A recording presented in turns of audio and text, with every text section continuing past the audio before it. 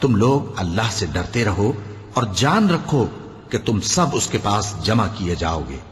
اور کوئی شخص تو ایسا ہے جس کی گفتگو دنیا کی زندگی میں تم کو دلکش معلوم ہوتی ہے، اور وہ اپنے معافی ضمیر پر یعنی اس بات پر جو اس کے دل میں ہے اللہ کو گواہ بناتا ہے، حالانکہ وہ سخت جھگڑالو ہے۔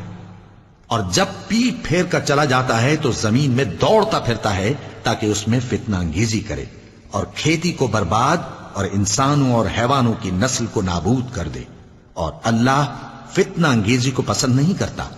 اور جب اس سے کہا جاتا ہے کہ اللہ سے خوف کر تو غرور اس کو گناہ میں پھنسا دیتا ہے، سو اس کو جہنم کافی ہے اور وہ بہت برا ٹھکانہ ہے۔ اور کوئی شخص ایسا ہے کہ اللہ کی خوشنودی حاصل کرنے کے لیے اپنی جان بیچ ڈالتا ہے، اور اللہ بندوں پر بہت مہربان ہے۔ مومنو، اسلام میں پورے پورے داخل ہو جاؤ اور شیطان کے پیچھے نہ چلو، وہ تو تمہارا کھلا دشمن ہے۔ پھر اگر تم احکام روشن پہنچ جانے کے بعد لڑکھڑا جاؤ تو جان رکھو کہ اللہ غالب ہے، حکمت والا ہے۔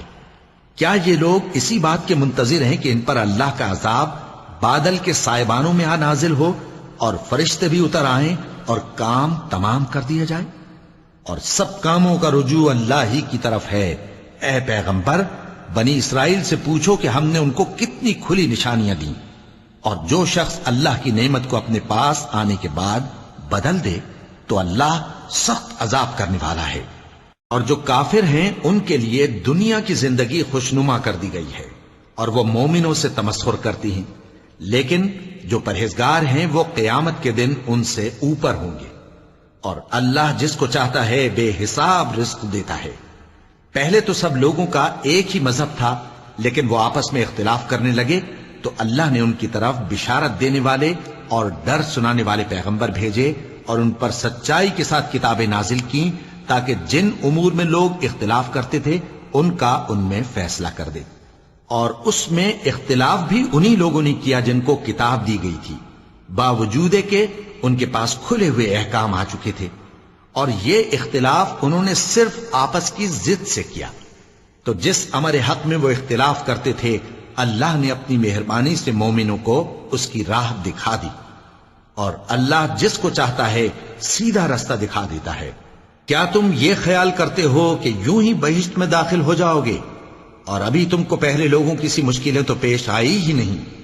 ان کو بڑی بڑی سختیاں اور تکلیفیں پہنچیں اور وہ صعوبتوں میں ہلا ہلا دیے گئے، یہاں تک کہ پیغمبر اور مومن لوگ جو ان کے ساتھ تھے سب پکار اٹھے کہ کب اللہ کی مدد آئے گی۔ دیکھو اللہ کی مدد ان قریب آیا چاہتی ہے۔ اے نبی، لوگ تم سے پوچھتے ہیں کہ اللہ کی راہ میں کس طرح کا مال خرچ کریں۔ کہہ دو کہ جو چاہو خرچ کرو، لیکن جو مال خرچ کرنا چاہو وہ درجہ بدرجہ اہل استحقاق یعنی ماں باپ کو اور قریب کے رشتہ داروں کو اور یتیموں کو اور محتاجوں کو اور مسافروں کو سب کو دو، اور جو بھلائی تم کرو گے اللہ اس کو جانتا ہے۔ مسلمانوں، تم پر اللہ کے رستے میں لڑنا فرض کر دیا گیا ہے، اور وہ تمہیں ناگوار تو ہوگا، مگر عجب نہیں کہ ایک چیز تم کو بری لگے اور وہ تمہارے حق میں بھلی ہو، اور عجب نہیں کہ ایک چیز تم کو بھلی لگے اور وہ تمہارے لیے مضر ہو، اور ان باتوں کو اللہ ہی بہتر جانتا ہے اور تم نہیں جانتے۔ اے پیغمبر، لوگ تم سے عزت والے مہینوں میں لڑائی کرنے کے بارے میں دریافت کرتے ہیں، کہہ دو کہ ان میں لڑنا بڑا گناہ ہے، اور اللہ کی راہ سے روکنا اور اس سے کفر کرنا اور مسجد حرام یعنی خانہ کعبہ میں جانے سے بند کرنا اور اہل مسجد کو اس میں سے نکال دینا جو یہ کفار کرتے ہیں، اللہ کے نزدیک اس سے بھی زیادہ گناہ ہے، اور فتنہ انگیزی خونریزی سے بھی بڑھ کر ہے۔ اور یہ لوگ ہمیشہ تم سے لڑتے رہیں گے، یہاں تک کہ اگر مقدور رکھیں تو تم کو تمہارے دین سے پھیر دیں، اور جو کوئی تم میں سے اپنے دین سے پھر کر کافر ہو جائے گا اور کافر ہی مرے گا تو ایسے لوگوں کے اعمال دنیا اور آخرت دونوں میں برباد ہو جائیں گے، اور یہی لوگ دوزخ میں جانے والے ہیں جس میں ہمیشہ رہیں گے۔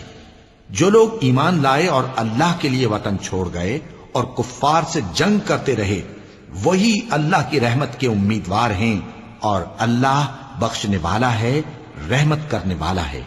اے پیغمبر، لوگ تم سے شراب اور جوئے کا حکم دریافت کرتے ہیں، کہہ دو کہ ان میں گناہ بڑے ہیں اور لوگوں کے لیے کچھ فائدے بھی ہیں، مگر ان کے گناہ فائدوں سے کہیں زیادہ ہیں۔ اور یہ بھی تم سے پوچھتے ہیں کہ اللہ کی راہ میں کون سا مال خرچ کریں، کہہ دو کہ جو ضرورت سے زیادہ ہو۔ اس طرح اللہ تمہارے لیے اپنے احکام کھول کھول کر بیان فرماتا ہے تاکہ تم سوچو، یعنی دنیا اور آخرت کی باتوں میں غور کرو۔ اور تم سے یتیموں کے بارے میں بھی دریافت کرتے ہیں، کہہ دو کہ ان کی حالت کی اصلاح بہت اچھا کام ہے، اور اگر تم ان سے مل جل کر رہنا یعنی خرچ اکٹھا رکھنا چاہو تو وہ تمہارے بھائی ہیں، اور اللہ خوب جانتا ہے کہ خرابی کرنے والا کون ہے اور اصلاح کرنے والا کون۔ اور اگر اللہ چاہتا تو تم کو تکلیف میں ڈال دیتا، بے شک اللہ غالب ہے، حکمت والا ہے۔ اور مومنوں، مشرک عورتوں سے جب تک وہ ایمان نہ لائیں نکاح نہ کرنا، کیونکہ مشرک عورت خواہ تم کو کیسی ہی بھلی لگے اس سے مومن لونڈی بہتر ہے۔ اور اسی طرح مشرک مرد جب تک ایمان نہ لائیں مومن عورتوں کو ان کی زوجیت میں نہ دینا، کیونکہ مشرک مرد سے خواہ وہ تم کو کیسا ہی بھلا لگے مومن غلام بہتر ہے۔ یہ مشرک لوگوں کو دوزخ کی طرف بلاتے ہیں، اور اللہ اپنی مہربانی سے بہشت اور بخشش کی طرف بلاتا ہے، اور اپنے حکم لوگوں سے کھول کھول کر بیان کرتا ہے تاکہ نصیحت حاصل کریں۔ اور تم سے حیض کے بارے میں دریافت کرتے ہیں، کہہ دو وہ تو نجاست ہے، سو ایام حیض میں عورتوں سے کنارہ کش رہو، اور جب تک وہ پاک نہ ہو جائیں ان سے مقاربت نہ کرو۔ ہاں، جب وہ پاک ہو جائیں تو جس طریق سے اللہ نے تمہیں ارشاد فرمایا ہے ان کے پاس جاؤ، کچھ شک نہیں کہ اللہ توبہ کرنے والوں اور پاک صاف رہنے والوں کو دوست رکھتا ہے۔ تمہاری عورتیں تمہاری کھیتی ہیں، تو اپنی کھیتی میں جس طرح چاہو جاؤ، اور اپنے لیے نیک عمل آگے بھیجو، اور اللہ سے ڈرتے رہو، اور جان رکھو کہ ایک دن تمہیں اس کے روبرو حاضر ہونا ہے۔ اور اے پیغمبر، ایمان والوں کو بشارت سنا دو، اور اللہ کے نام کو اس بات کا ہیلا نہ بنانا کہ اس کی قسمیں کھا کھا کر سلوک کرنے اور پرہیزگاری کرنے اور لوگوں میں صلح و سازگاری کرانے سے رک جاؤ، اور اللہ سب کچھ سنتا ہے، جانتا ہے۔ اللہ تمہاری لغو قسموں پر تم سے مواخذہ نہیں کرے گا، لیکن جو قسمیں تم قصد دلی سے کھاؤ گے ان پر مواخذہ کرے گا، اور اللہ بخشنے والا ہے، بردبار ہے۔ جو لوگ اپنی عورتوں کے پاس جانے کی قسم کھا لیں ان کو 4 مہینے تک انتظار کرنا چاہیے۔ اگر اس عرصے میں قسم سے رجوع کر لیں تو اللہ بخشنے والا ہے، مہربان ہے۔ اور اگر طلاق کا ارادہ کر لیں تو بھی اللہ سنتا ہے، جانتا ہے۔ اور طلاق والی عورتیں 3 حیض تک اپنے تئیں روکے رہیں، اور اگر وہ اللہ اور روز قیامت پر ایمان رکھتی ہیں تو ان کو جائز نہیں کہ اللہ نے جو کچھ ان کے شکم میں پیدا کیا ہے اس کو چھپائیں۔ اور ان کے خاوند اگر پھر موافقت چاہیں تو اس مدت میں وہ ان کو اپنی زوجیت میں لے لینے کے زیادہ حقدار ہیں۔ اور عورتوں کا حق مردوں پر ویسا ہی ہے جیسے دستور کے مطابق مردوں کا حق عورتوں پر ہے، البتہ مردوں کو عورتوں پر 1 درجہ فضیلت ہے، اور اللہ غالب ہے، صاحب حکمت ہے۔ طلاق صرف 2 بار ہے، یعنی جب 2 دفعہ طلاق دے دی جائے تو پھر عورتوں کو یا تو بطریق شائستہ نکاح میں رہنے دینا ہے یا بھلائی کے ساتھ چھوڑ دینا۔ اور یہ جائز نہیں کہ جو مہر تم ان کو دے چکے ہو اس میں سے کچھ واپس لے لو۔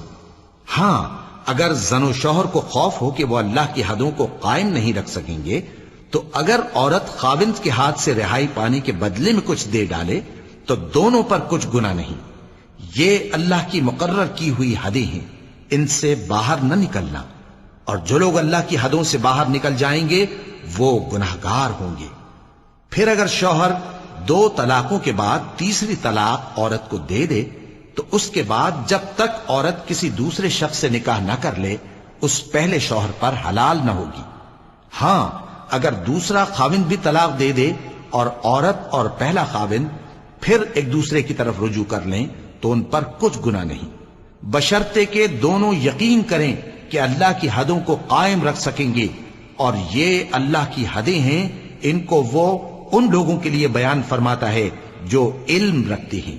اور جب تم عورتوں کو 2 دفعہ طلاق دے چکو اور ان کی عدت پوری ہو جائے تو انہیں یا تو حسن سلوک سے نکاح میں رہنے دو یا بطریق شائستہ رخصت کر دو، اور اس نیت سے ان کو نکاح میں نہ رہنے دینا چاہیے کہ انہیں تکلیف دو اور ان پر زیادتی کرو، اور جو ایسا کرے گا وہ اپنا ہی نقصان کرے گا۔ اور اللہ کے احکام کو ہنسی اور کھیل نہ بناؤ، اور اللہ نے تم کو جو نعمتیں بخشی ہیں اور تم پر جو کتاب اور دانائی کی باتیں نازل کی ہیں جن سے وہ تمہیں نصیحت فرماتا ہے، ان کو یاد کرو اور اللہ سے ڈرتے رہو، اور جان رکھو کہ اللہ ہر چیز سے واقف ہے۔ اور جب تم عورتوں کو طلاق دے چکو اور ان کی عدت پوری ہو جائے تو ان کو اپنے شوہروں کے ساتھ جب وہ آپس میں جائز طور پر راضی ہو جائیں نکاح کرنے سے مت روکو۔ اس حکم سے اس شخص کو نصیحت کی جاتی ہے جو تم میں اللہ اور روز آخر پر یقین رکھتا ہے، یہ تمہارے لیے نہایت خوب اور بہت پاکیزگی کی بات ہے، اور اللہ جانتا ہے اور تم نہیں جانتے۔ اور مائیں اپنے بچوں کو پورے 2 سال دودھ پلائیں، یہ حکم اس شخص کے لیے ہے جو پوری مدت تک دودھ پلوانا چاہے، اور دودھ پلانے والی ماؤں کا کھانا اور کپڑا دستور کے مطابق باپ کے ذمے ہوگا۔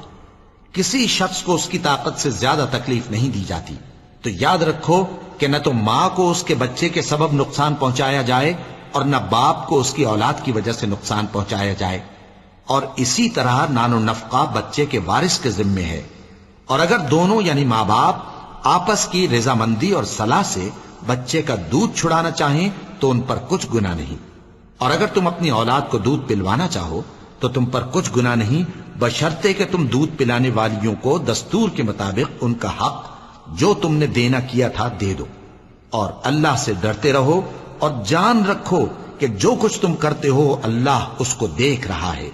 اور جو لوگ تم میں سے مر جائیں اور عورتیں چھوڑ جائیں تو وہ عورتیں 4 مہینے اور 10 دن اپنے آپ کو روکے رہیں، اور جب یہ عدت پوری کر چکیں اور اپنے حق میں پسندیدہ کام یعنی نکاح کر لیں تو تم پر کچھ گناہ نہیں، اور اللہ تمہارے سب کاموں سے واقف ہے۔ اگر تم اشارے کنائے میں عورتوں کو نکاح کا پیغام بھیجو یا نکاح کی خواہش کو اپنے دلوں میں مخفی رکھو تو تم پر کچھ گناہ نہیں۔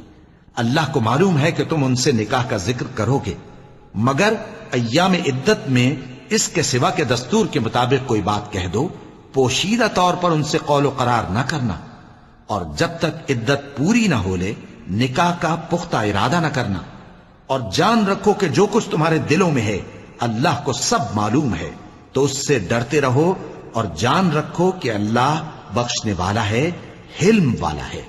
اور اگر تم عورتوں کو ان کے پاس جانے یا ان کا مہر مقرر کرنے سے پہلے طلاق دے دو تو تم پر کچھ گناہ نہیں، ہاں ان کو دستور کے مطابق کچھ خرچ ضرور دو، یعنی مقدور والا اپنے مقدور کے مطابق دے اور تنگ دست اپنی حیثیت کے مطابق۔ نیک لوگوں پر یہ ایک طرح کا حق ہے۔ اور اگر تم عورتوں کو ان کے پاس جانے سے پہلے طلاق دے دو لیکن مہر مقرر کر چکے ہو تو آدھا مہر دینا ہوگا۔